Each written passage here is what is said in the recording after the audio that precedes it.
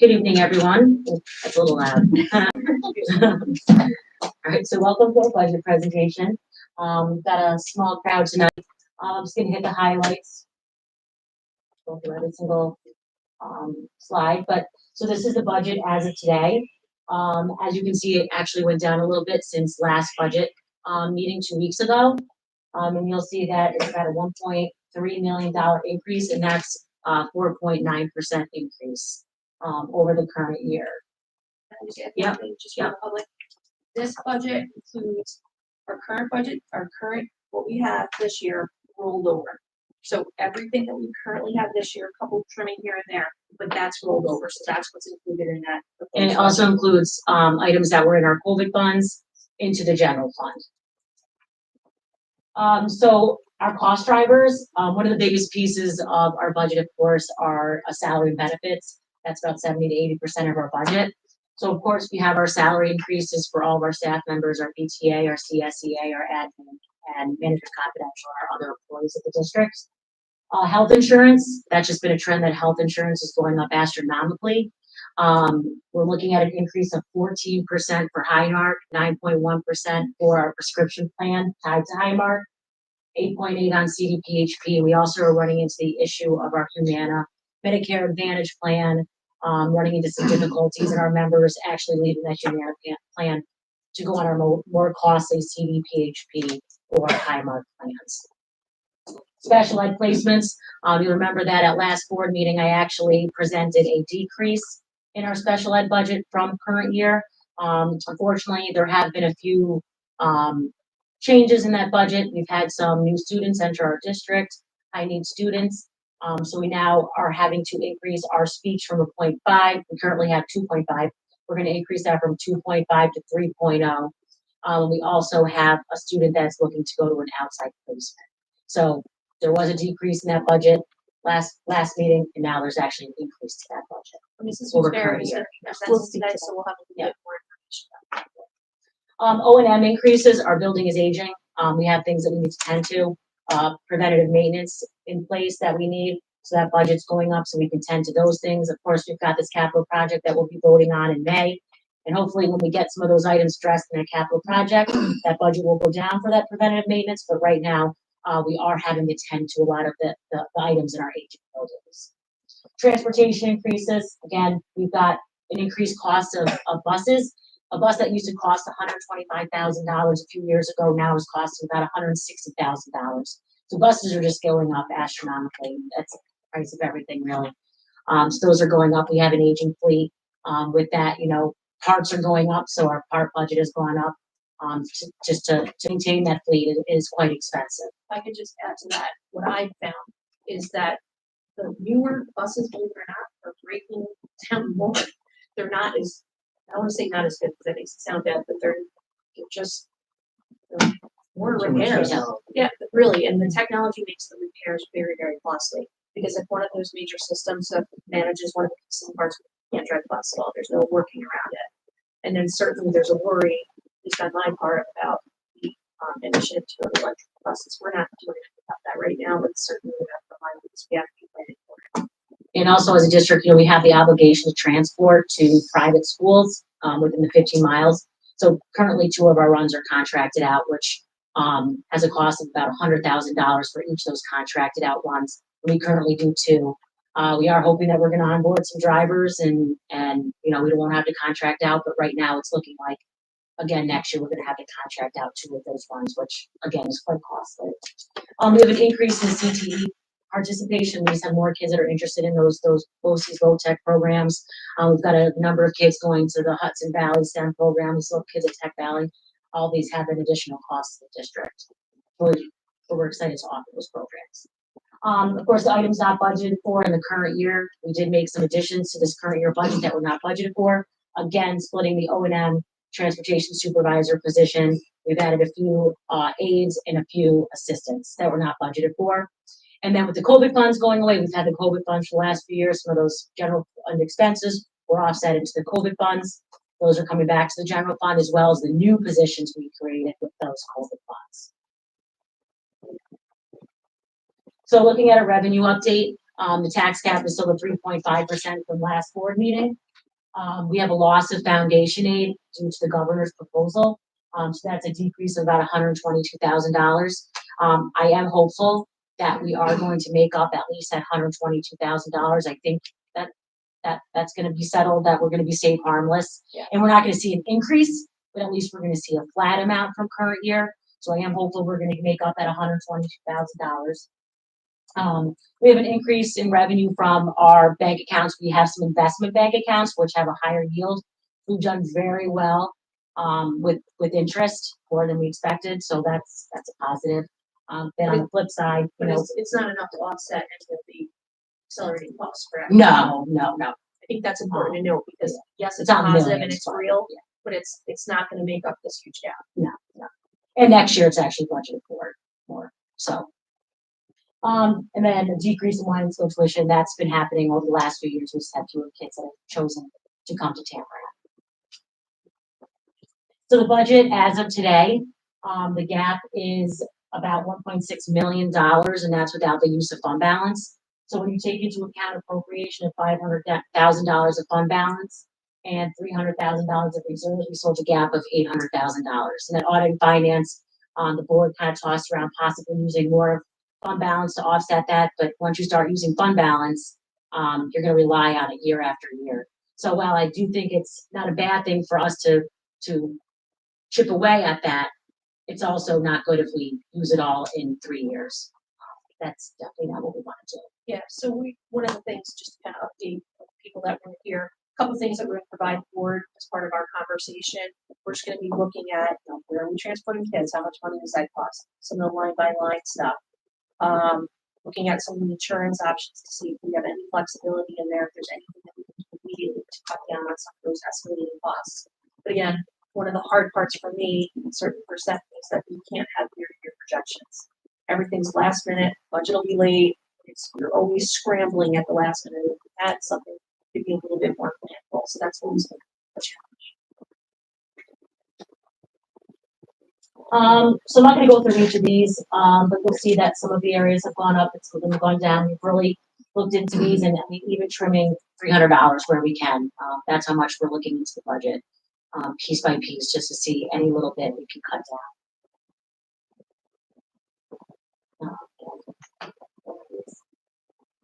You can see the big increase in medical and dental insurance. That's our biggest increase. You know, another item we didn't discuss, that's a possibility. We don't have to do a $100,000 project. That's something the board can choose to take off, you know, that we don't do, next year. It's totally up to, it is, yeah. Yeah, I will mention this is something that The we, next year, so Have it's to be even better. careful about. Yeah. anytime you cut OC services, it is partially, it's a small revenue source, but it's a revenue source, because those things are partially funded. So cutting them, you get an immediate impact, but you lose the potential aid and investment. So it's kind of a slippery slope to go down, and that's a good example of something. So any questions? Budget? So actually, our next meeting is actually 3/18, which is updated from that slide, which will have an audit of finance. We can post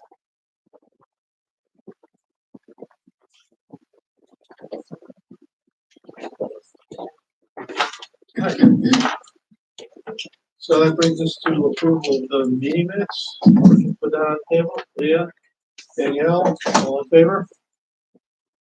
Motion carries. That brings us to the update for the superintendent. Sure. Thank you, everybody, for your time and attention during the budget, during the budget conversation. These are not easy times, because I think we've worked really hard to have a well-rounded, fiscally responsible program. These conversations are certainly not easy by any stretch of the imagination. I would like to introduce you to someone new, Deputy Kyle Loper. He is our new SRO. Kyle, you want to say a little bit about yourself? Sorry to put you on the spot. I've been with the sheriff's office for 5 years. The last about 6-7 months, I've been covering a lot of the schools during the floater position. I enjoy being in the schools. This is actually the place that I enjoy being at. The position opened up and took on. I'm really happy to come over here and see you guys. A little bit of background about me. I have two children, a 7-year-old, 1-year-old. Both when I was in school in Castleton. And 12 years in the military. I graduated. Did you have an awesome principal? I did. But I was a principal over here. You reminded me today when I suspended him.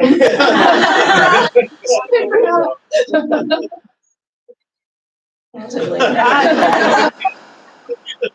But amazing there, went to college, and then shortly after college, I joined the military. I did 2 tours, once to Afghanistan, one to Kuwait. In October, I'll have 12 years where I'm getting out. It's just kind of benefiting me more to get out of the military. Focus more on here and work and my kids. I met with Kyle and his supervisor today, and we just had some really good conversations about some of the proactive work that hopefully he'll do over the summer, and just talking about how in this position, we don't want to be reactionary. We want everything to be proactive, meeting with the family, meeting with the kids before there's a crisis. He wants to be seen as a helper, and I think he's going to grow into the position. So we're really excited to have him, and glad he chose us. Thank you. Just a couple other small things. Workplace violence, I know I mentioned that yesterday. We had our first committee meeting, and we're going through the pieces and parts that are associated with the new requirements of the workplace violence. It's actually been a pleasure to work with our unions to just talk about things, because ultimately we have a lot of good procedures in place for a school naturally, but it's good to look at your employment through a different lens. You know, do we have all the safety features? Is there something we can do to make it even that much better? And I think that's important, because education is a tough job, and making sure that we're the best place we can possibly be is the most important. We've also been looking a lot at our web and our website, and I've had some good conversations with Apogee, which is our web hosting website. I've taken the community feedback that we got from the survey we did earlier in the year, and then some feedback from our Board of Education, looking at some really good websites. And when I met with them, they said they absolutely can do that. So it's just a matter of working through some pieces and parts, but we'll put together a timeline where we can go and streamline it and make it so that's not as bulky. There shouldn't be so many clicks, and I think we have some good ideas for that. As I mentioned last week, we are participating in an emergency drill with Lansingburg. That'll be on 3/15. We will be the reunification site. So what'll end up happening, they're doing an active shooter drill in Lansingburg, where teachers are playing the role of the students and the staff, etc. They will be evacuated onto school buses, and those school buses will be coming to Tamarack. There'll be 4 school buses, and then they will do the reunification process here. So it'll be all adults. It'll be during the half day. Most of it will be when kids aren't here. But we're happy to be a part of it, because the more we can learn from it, the more we can practice it. You know, certainly that's nothing we ever want to have happen, but I'd rather say we practiced it and we were prepared than not. Childcare has also been an issue that constantly gets brought up. So I am currently working on proposals from 3 different childcare agencies. One of them being our current childcare program, which is Healthy Kids. Another one is the YMCA, and another one is Greenbush. So Greenbush Childcare is going to be doing a site visit. YMCA has already done it, and then we'll get those proposals, and then we'll work with PTA to try to pick what's best. One thing I do want to dispel is we don't control the prices. We don't control actually what they do, because they're their own separate entity, but we also don't get money from them. So when somebody said, well, can't you pick the one that's going to give the most back to the district? We're actually not obligated to offer childcare to our families. It's just something that we offer as a value added. So it looks like it's associated with us. We want to have the best for our kids, but it is a tricky situation, because we can't control the pieces and the parts that are associated with that. And I think that's it for me. So I will turn it over to the building administrators, and I'm going to start with Mrs. Coons-Bear. Do you want me here? Wherever you feel comfortable, but I want to give you a microphone. I'll project up here. Need to turn this one on? We're on? Thank you. Good evening. Uh-oh. Sure. I don't know what it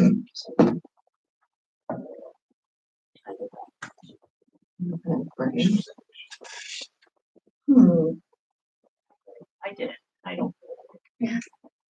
Rotate Down, please, and then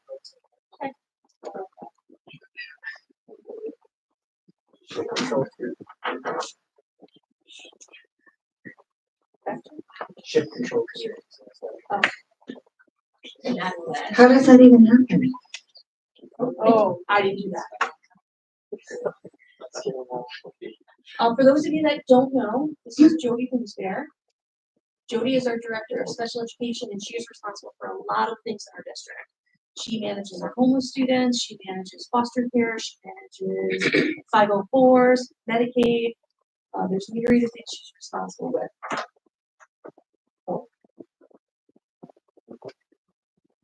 Interesting that it even came out that way. Top right, there should be. Yep. Right there, oh, that's the left, there's a rotation button, right, Arrows. arrow, Turn arrows. There's arrows. keep going right, Here? Nope, nope. Right. Other right. right there. So, I don't think so. It's Wait, like a- wait, hold on. Right there. Oh, Either yeah, one. no, to the side of the slide. Wait, hold on, if you go We got that. Oh, right there, the little Under the iron number button. one. Give it to the student who does. Wait, hold on. Yeah, arrow. You have to do that with every slide? Oh, too much. There we go. Okay. But all of them are now. Wait, hold.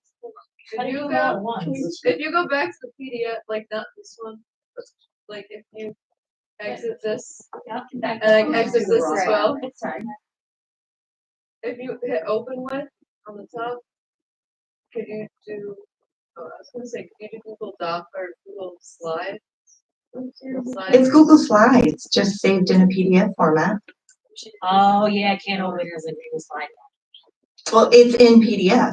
Yeah, but you can't open it with Google Got it. slide.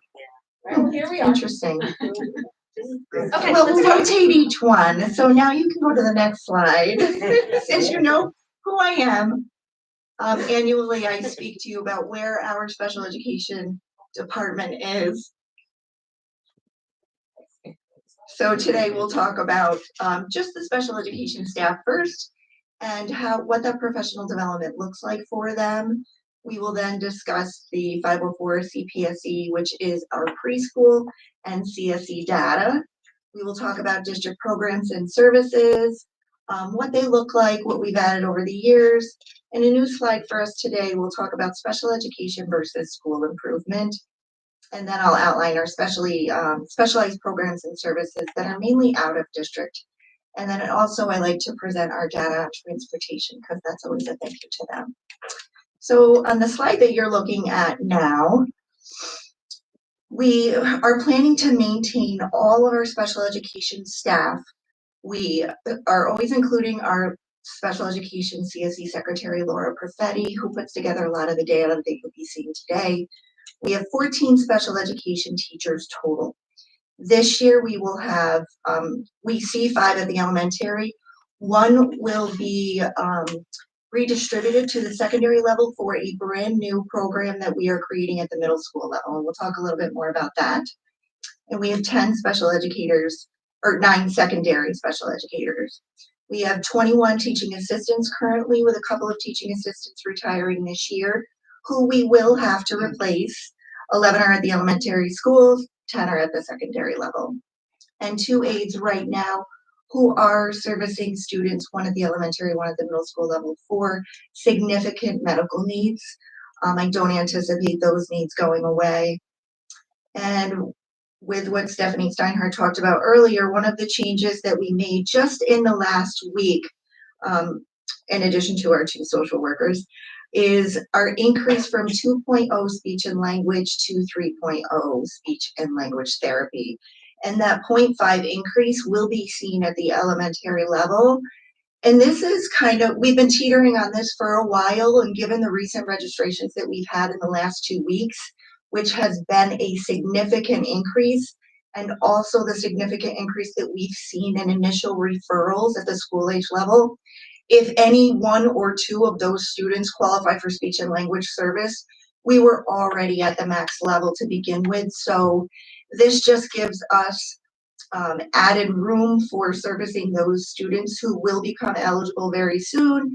And in addition, we'll talk about the school improvement level that benefits the elementary with whatever remaining piece of that 1.0 speech and language therapist is left. 0.5 occupational therapy will remain the same, and 0.5 physical therapy will also remain the same. So just to know, our physical therapy is a contracted out service. We have a part-time occupational therapist that's our. Yes. Our next slide This is everything that we offer pre-K through 12th grade. We, at the elementary level, we have inclusion in UPK, and that is a wonderful option for our students who are not intensely impacted. They fit right into our UPK programs, and it makes for a much smoother transition for those identified students who are entering kindergarten. We have integrated co-teaching still, which is also paired with consultant teacher, depending on the student needs, where that's appropriate. And with regard to special classes, we do continue to offer our 812 at the elementary level. That is now officially at capacity. In the past, those characteristics of our 812 have been very language and developmental based. We are seeing an increase in the characteristics or ability levels of the students in our 812 program. So I'm hopeful that within the next year, we can possibly take a look at increasing that ratio from an 812 to a more characteristic of the 12-1 program. At the secondary level, this is where we're creating that new 6 through 8 strand. You remember me talking before, we have our self-contained at K2, 3, 5. We've always had it at the high school level, and it's really time for us to create that 6-8 strand. We have about a half a dozen students who are moving up from 5th grade to 6th grade and need a special class home.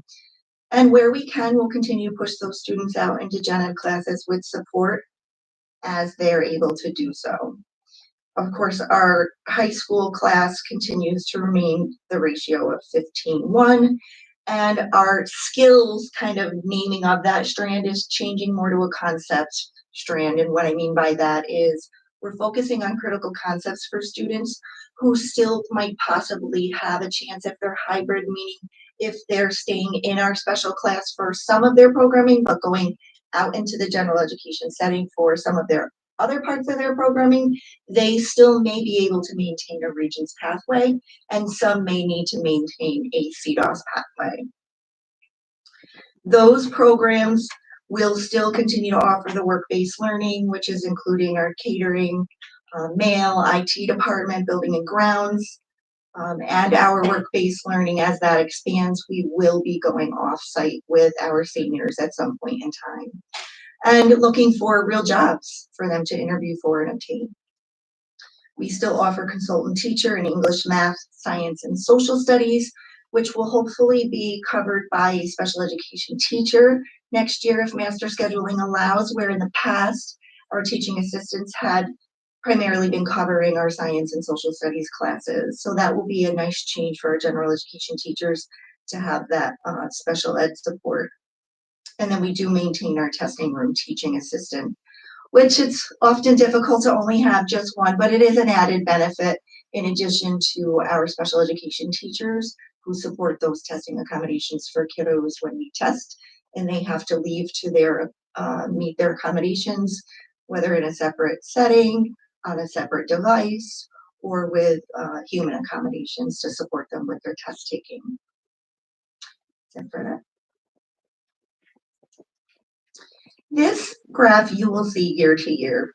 The trends are important here, and the top green line trend, as always, is our total number of identified students, and that includes all 504 students, which are general education students, CPSE students, those are preschool students identified through us, at the age 3 and 4. CSE Committee on Special Education is school age K through 12. So this is at a number of 273. And as anticipated, it's been increased, it's been on the rise.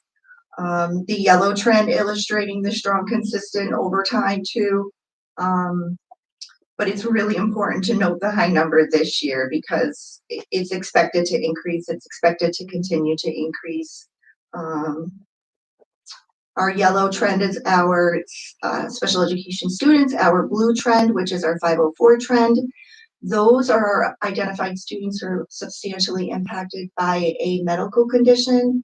And as we've discussed in the past, we're seeing a rise in a few medical conditions, ADHD, anxiety, depression. I don't anticipate those numbers coming down anytime soon.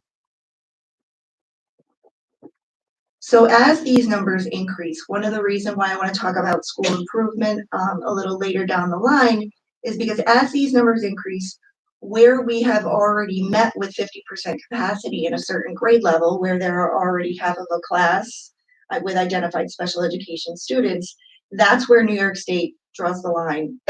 Only 50% of a class can be identified students. So we're kind of in a place now where we are at that place where we really can't add much more unless we add for students, unless we were to consider adding more services and programs, which is something I've been proud of maintaining for a few years. And finally, that red line is our preschool trend, which does reflect pretty average consistency. But again, that last number I feel is a bit of a decrease based on some of the difficulties we were seeing present themselves last year with outside providers who just aren't available for evaluating kids. So, am I hearing correctly? People are having trouble getting their children qualified because there's not outside providers to test them? We have a 3-page preschool provider listing of outside providers, and those outside providers, I would say, on average, 50% of them are booked out so far that their calendars aren't even available or open, should I say, and then about the other 50%, I think the last recent evaluation date we were able to get was in July. Jenny, could you just really briefly mention what your role is with CPSE? CPSE falls under the Office of Special Education, and as the Director of Special Education, I am also responsible for chairing preschool meetings as well. So once students who are identified, or I should say children because they're not students yet, when children are identified early intervention prior to the age of 3, the county is who services them. Once they turn 3, within a fixed period of time before their 3rd grade birthday, early intervention paperwork is forwarded to us or referred to us at the school age level, and we are then responsible for reevaluating them prior to their 3rd grade birthday and determining eligibility at the CPSE level, which is Committee on Preschool Education. And then again, once students end age 4 and come to us at the kindergarten level, we have to reevaluate once again for a different set of regulatory requirements, and eligibility is looked at again once they transition to kindergarten. Thank you. You're welcome. Next slide. Yes. These are our CSE referrals, and out of those referrals, who is eligible, how many of our identified students, how many transfer in, how many transfer out, and how many are declassified. And it's interesting because they keep going in the way that I discussed last year. Our new referrals, oddly enough, are going down, but I don't think that relates to the school age level. Preschool is going down slightly. The number of eligible students are going up, which I fully anticipate. We have some real concerns, after the last 4 years. Transfers in, which is our yellow trend line, continue to go up, and we have certainly seen that hold true over the last 2 weeks. And our green line, as far as transfers out, continues to go down, which means when they come, they stay. It's not a bad thing, it's a good thing. And then our next trend line is our declassified students, which again, if you remember me mentioning last year, we are identifying students for the right reasons, and it is a true disability. You should find yourself declassifying students less. Next slide. This is the school improvement topic that I was talking about. I want you to look at not the details of those 2 images on the left-hand side, because I know they're very small, but what you see in the middle is the color yellow. And the top is our benchmarking for mathematics, and the bottom is our benchmarking for reading. Those students are at the yellow, are the middle of the proficiency road. They are the students who we can probably affect the most. And so there's a variety of things that we look for when it comes to providing services for students who are within that range, who we can quickly get to the green if we put the right resources in place. And oftentimes we look to special education to kind of identify what those areas of need are, especially as we work super closely with MTSS committee in response to intervention. Our human resources are just that MTSS committee, which we have our coordinators for. We have our AIS reading teachers and math teachers. We have our reach coordinator at the middle school level, the high school level, and our teaching assistant. Our reach coordinator actually services our students at the middle school level, and our teaching assistant is planned for to service our high school students. I can't tell you enough how much of a benefit our reach program is for students who are struggling with a variety of study skills, habits outside of school. This is a program that really helps keep them on track and support them with completing assignments and making sure that they keep their head above water with those grades. We do have our teaching assistants, as always, who have traditionally supported our science and social studies, especially at the elementary level, but we've also been trying to help utilize them in support of our tier 2 and 3 services at the elementary level as well. Our outside resources continue to be our Quest R3 instructional coach, which we may have to take a look at next year on whether or not we're getting our value added for that. We do contract with a behavioral specialist, but it's primarily on an as-needed basis. Should we have kind of a scenario that's been a struggle for us where we need that outside help, we really don't utilize as much of that support on a monthly basis as we thought we would, which is a good thing. And then our SUNY psychologist intern. We have an intern, and we have always had an intern from the SUNY psychology program at the elementary level. And the amount of money that that psychologist costs us for 3 days a week is peanuts for the value added that we get. And so I put a +1 next to this because we will be looking to SUNY next year to provide us with not just an elementary intern, but a secondary intern as well, which will be a huge level of added support 3 days a week.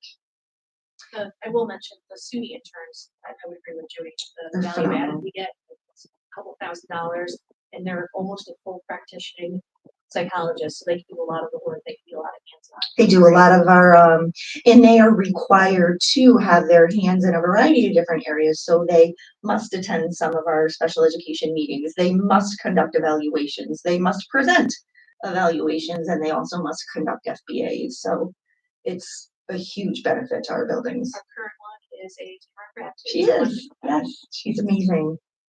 And then our technical resources, of course, which I just want to touch on here as well, because you've heard Mrs. Honorado speak about some of our consumables that may increase our costs next year, and one of those is our ELA program. And I'll say that while there are a lot of money as a literacy coach prior to becoming an administrator, the amount of impact that this can have on students, like the image shows before, that money goes right into the hands of the students in terms of knowledge.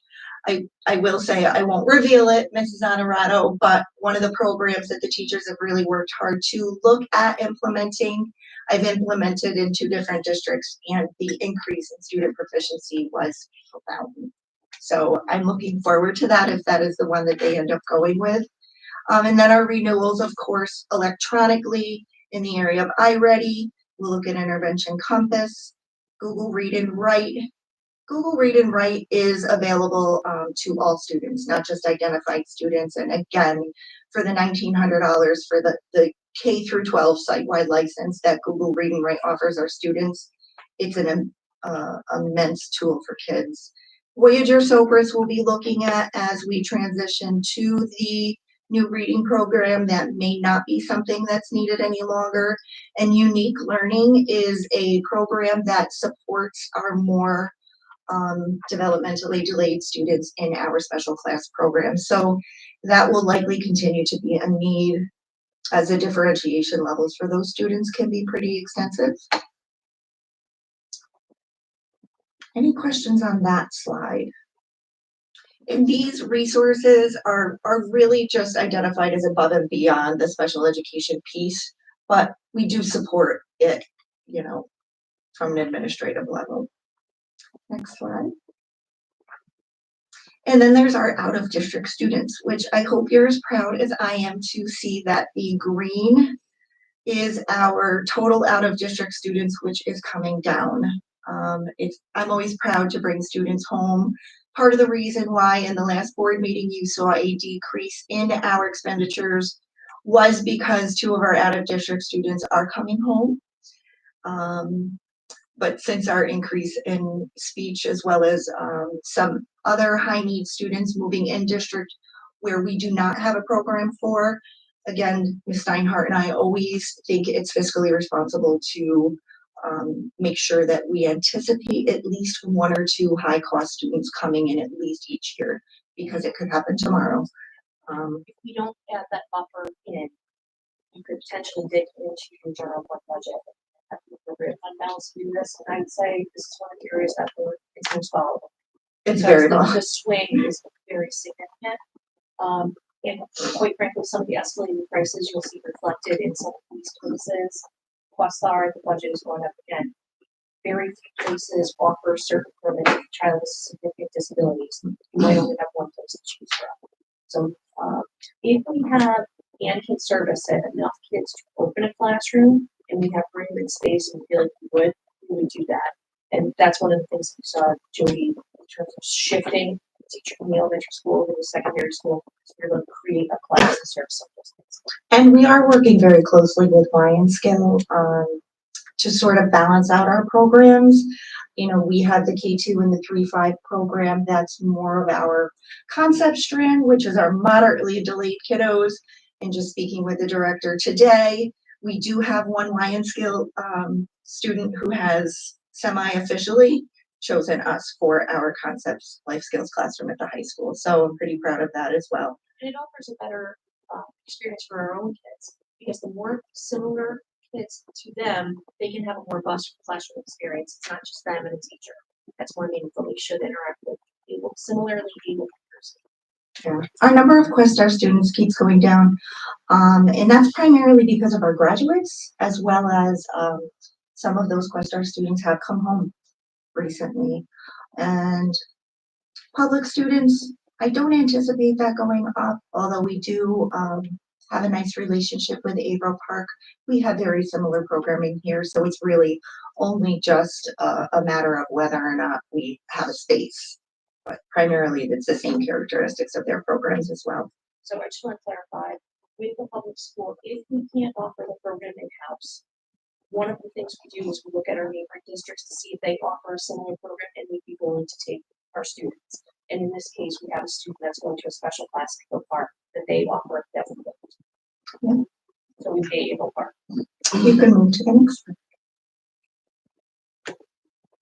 So these are the locations of those highly specialized programs and services, the listing of the Questar BOCES placements, the private placements, and of course our other public school Averill Park that we have a relationship with. You'll see that I've striked out 3, which are the locations that we will no longer be going to.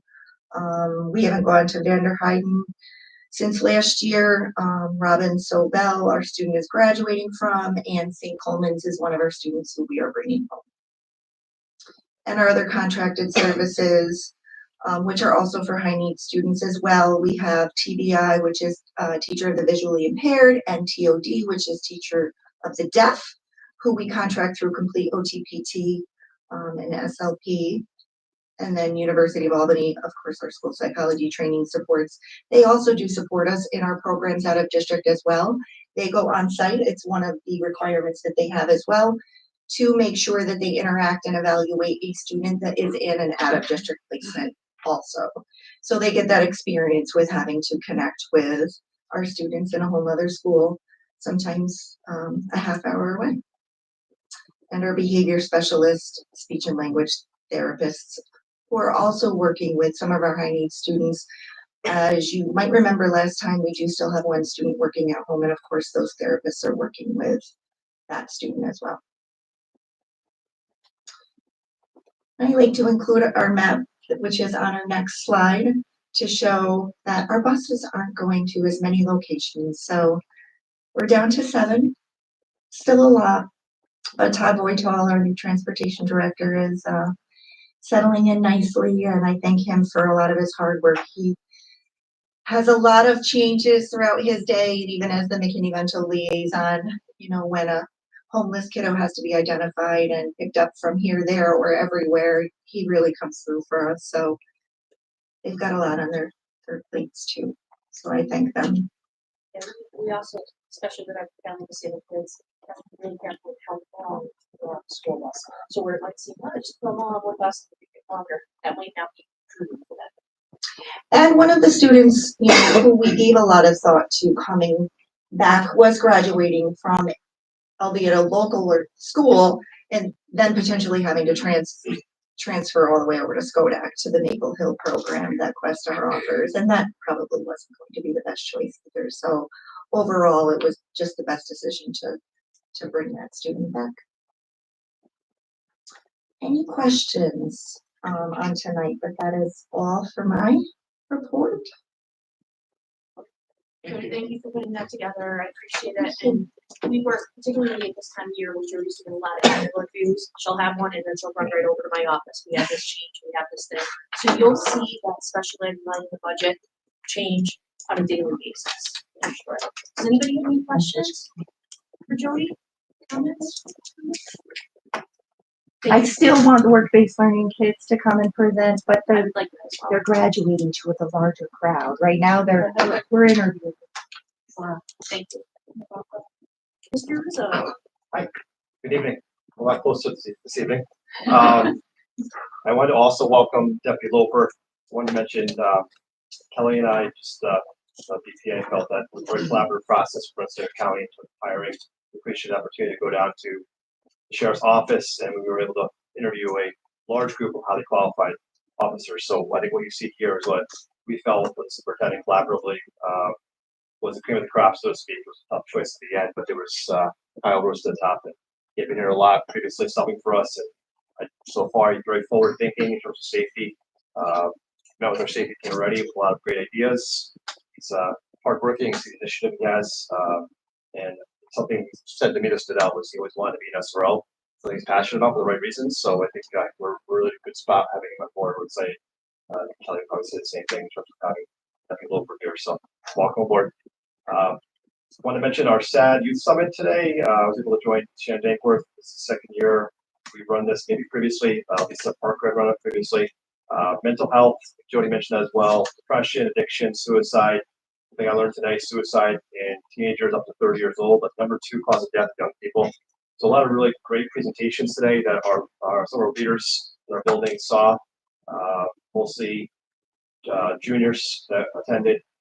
Last year, we were able to bring Stephen Hill here for a presentation, came to us, and this year was some good presentations that kids liked. One in particular from an officer of the DEA, which is the Drug Enforcement Administration, and hopefully maybe get him here next year. So it's a way for us to tap into some of the PD as well for kids on vaping and drug addiction. Some really powerful stuff today. We should see some pictures on Facebook as well coming soon. Busy time of year. As we're finishing up observations of teachers, we're rolling into, for Kelly and I, 3 through 8 testing. This year it's a big change for us. We have computer-based testing. We did a simulation in January, but we are, I'll speak for myself, I'm nervous about it for sure. It's a big change. We're jumping in for 6, 7, and 8 for the middle school. We're required to do 8th grade, but as a building, we agreed to do all 3 grade levels at once, which I think is a good thing. Rather than trying to do 2 different modes of testing, we're going to go right into the whole thing this year. And simulation went well. We learned a few things, but we're going to have our ELA testing right after break, and then math later in April, and then we have a new science test as well that we have to prepare for. So it's a lot, I think, on principals' plates, special ed directors' plates, just in terms of getting staff ready for training and making sure the kids are ready with support. Read for Ronald McDonald is happening in the 6th grade. I think Kelly's mentioned elementary, so I don't want to take too much of that, but it's happening. We're excited about that. 6th graders on board. We have a trades fair coming up March 21st. I want to highlight the Counseling Center. 2nd year doing that. It was a great success last year. Many great community partnerships. Local businesses that come in, Curtis Lumber, local pipe unions. Really great opportunity for our students who a lot of them going to trades. So that's on the 21st. If you're around, able to stop in the building. That'll be in the multi-purpose gym. So we're excited for that. Recently, I received the Regents memo about ordering Regents exams, which made me think, oh my God, we're trying to get middle school testing done, it started, planned, and then I have an order due for Regents coming up really quickly. So it's that time of year where we're almost into the end of the year here, and we're thinking about senior events as well, which class advisors are pretty much on top of. Mr. Jakes and Ms. Bishop, I know we've talked, and we're excited about upcoming prom in May, Troy Country Club, senior awards in early June, senior walkthrough, senior picnic, commencement. So we're really thinking about all of those events coming up. A lot of exciting happening as well there. So we're gonna see each other in 2 weeks, so I'll leave it at that. Thank you. It's not right. Good evening. To echo Ken, it's just a busy time of year. We've got a lot going on in the immediate moment, but then all of the spring events, including testing and screenings and kindergarten parent information night and ceremonies to plan for. So it's a busy time of year, but it's also an exciting time of year. We're in the thick of our BEAT program. This is our second week. It runs through March. I think all of you are familiar with BEAT. It's a long established program in our district. After school, volunteers come in and just teach a class of interest that students can sign up for. And that's going very well as usual. The kids love it. And thank you to Christy Fortin, who's our BEAT coordinator, who really just does a fantastic job of keeping on top of everything and everything organized. I mean, truly, the program would be running without her. She's wonderful.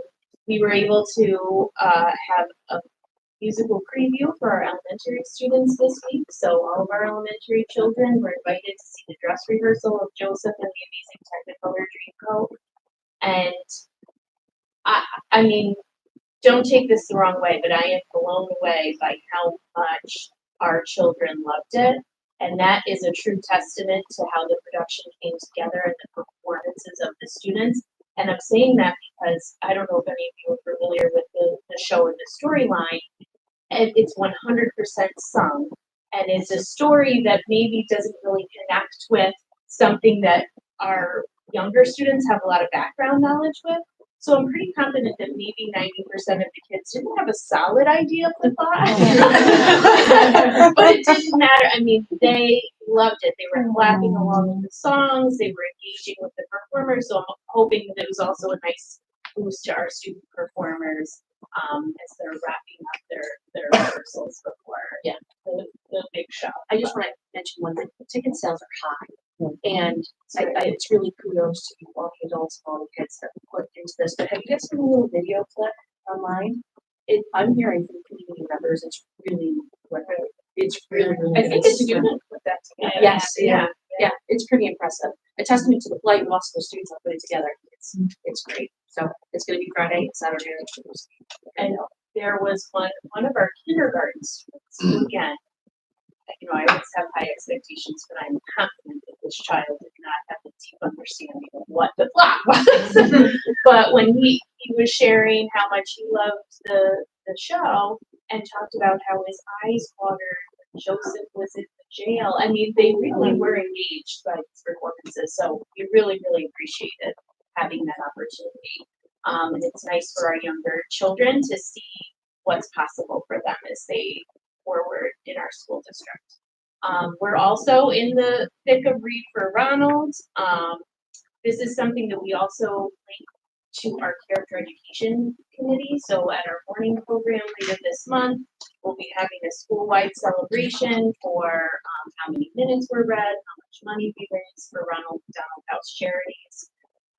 It's just reading. And I know my own child, who might be a little bit competitive in nature, who's still in the elementary building, wrote down that on Saturday read for 291 minutes, and that is accurate because every book he had was coming off the shelf. And we even have middle schoolers and our National Junior Honor Society students coming over to read with our students during school to support Read for Ronald. So that's an initiative that's very near and dear to our hearts. As Ken said, we are also beginning testing right after spring break. With the recent calendar changes, we're actually going to be starting right when we come back on Tuesday, anticipating that we don't have 4 snow days between now and then. And, it's a little bit daunting because the shift to computer-based testing for just our 5th graders this year is new. And we're also kind of working this year between two testing formats, which is a little clunky, but I am encouraged by how smoothly our simulation went. I think that helps students and teacher proctors get more comfortable with what lies ahead. So I'm sure we'll be following up with you on how all of that went later in the spring. I do want to bring to your attention that I sent out a letter to all of our elementary guardians recently, just introducing them to our eSchool data parent portal that all of our secondary families are familiar with, but it's a goal of mine to give elementary parents access to that and have certain key pieces of information about their child's education, such as report cards, attendance letters, classroom schedules, things of that nature available in that format too. And one of the pieces of feedback that I received in paper mailings of some of these things or papers that go home is, you know, we have a lot of students that have multi-household families, and sometimes having just a one-stop shop where any parent or guardian can access that information just makes things a little bit easier. So our goal is to make the June report card available through the parent portal, but I want to take the months leading up to June to really orient people to how to sign up for an account so they can all access it. We are still going to provide school-wide paper report cards in June. We're not changing anything this year. We're just adding that piece, and then we'll be making some shifts for next year. So just in case you get questions, and I'll be sending out additional reminders and information on how to register for things. And one last thing I wanted to mention, just we've entered the next phase of our program review process for the new ELA program that we're planning on implementing next year. Our ELA instructional program review team has gone through a pretty lengthy process in narrowing down programs that kind of rose to the top, and now we really have a clear front runner. So we're at the place where we're soliciting broad feedback from faculty and staff, so we can compile that and address any questions and see if there's anything else you have to consider before our next step of bringing that forward to our curriculum, our district curriculum and assessment council for additional feedback or even potentially final recommendation that will come to you. And I really, you know, I've been giving you some updates throughout the year, but the reality is our instructional program review team members are the ones that have really been immersed in this work. And we wouldn't be where we were without all of their hard work in addition to their teaching hours that they put in. So I just want to highlight our team members, Haley Wilson, Cameron Hodson, Rachel Abate Comedy, Alex Casey, Kristen Noble, Monica Allen, and Heather Sipperly. And Monica and Heather are our co-leaders of that ELA program review team. This was a carefully assembled team that people volunteered to be on it. These folks wanted to be a part of this process, and they represent all of the important perspectives in ELA education at the elementary level, primary grades, upper grades, special education, BIS reading. So I really want to thank them for their hard work and dedication to this process. I'll just further add to Kelly's last statement that the ELA program is not released from governor, that's not reading. This work was done far beyond that. This was well planned for. So we're confident we'll be aligned with any impending directives from the state, but this is something that's widely being used, even some of the strongest districts in the area also use this program. Feel confident.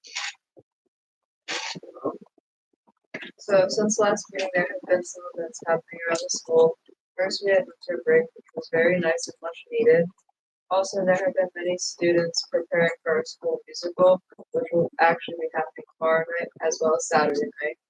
And a couple of upcoming events around the school are spring sports will be starting next week, and the spring fling will be next Friday, which was a school. Any updates from anybody? We had a pretty long meeting previously. So. And then we are changing the April meeting, so we're going to meet on the left. For Correct. when, Nope, we'll just do we'll do an adjustment. I'll make sure it's widely publicized on all of our sites. Okay. Question. Sure. Yeah. I know council that hasn't been that years ago, so you guys may not know it. Capital Region, School Boards Association, we used to rotate from school district to school district, with different district sponsors. Probably in order, once every 2 or 3 months, we have different spots. I wondered if some of the folks in the text expressed their concern about this, but not always being grassroots or Good voice. yeah, a good voice. If possibly, if that open up against the cats are a little more active, would that be something you guys would be going to do in March quarter or so, like at Shaker High or sometimes like it's not all over the place. Are they talking about? Well, I'm starting to. All right, good. We'll see. Excellent. We'll see. And of course, things always help to take a regional approach, and certainly we hear that some of the same problems are happening in other districts, like just gotta get your arm around just the challenges. Folks, I know once we were up at Shed, and yes, Dr. Oliver was there presenting, and she was walking information also. And we have a good perspective, being able to sit at different tables, different districts, get to know them. In addition to there's the stuff. When you add NISBA, it's everybody, and it is, you know, the politicians and other folks too. So that region is not been that way in the past. In fact, the need to come that way, use the area after the school, will help start the scholarship. So.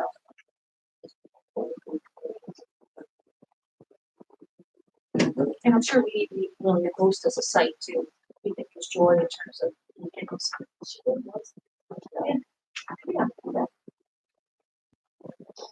Okay. So that brings us to special ed, motion put down on the table, Danielle, Kevin, all in favor? Carries. That brings us to 8.1 through 8.8. Personnel recommendations, motion put down on the table, Brian, Anthony, any discussion? All in favor? Motion carries. And that brings us into 9.1 through 9.3, motion put down on the table, Tammy, Ryan. Discussion? No, I just want to encourage you to just, you know, keep an eye on the financial reports. There's a little bit of an ebb and flow on the month depending on what the water gets here, but it's always a really good opportunity to take a look at what's going on in certain accounts. We're required to post those and just keep your eye out on them. All in favor? Carries. And that brings us to public comment. There is none. Motion. Oh, Hi. Eric. I guess motion to adjourn. All in favor? Aye. Yes. You got it, right away. I'm putting anybody's name down. Thanks, everyone. If you want, you can, I can research something like that for the next one. Order a lot. You can watch.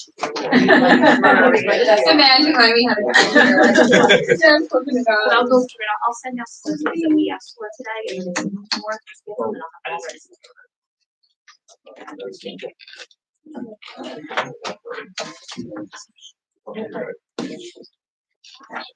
Thank you.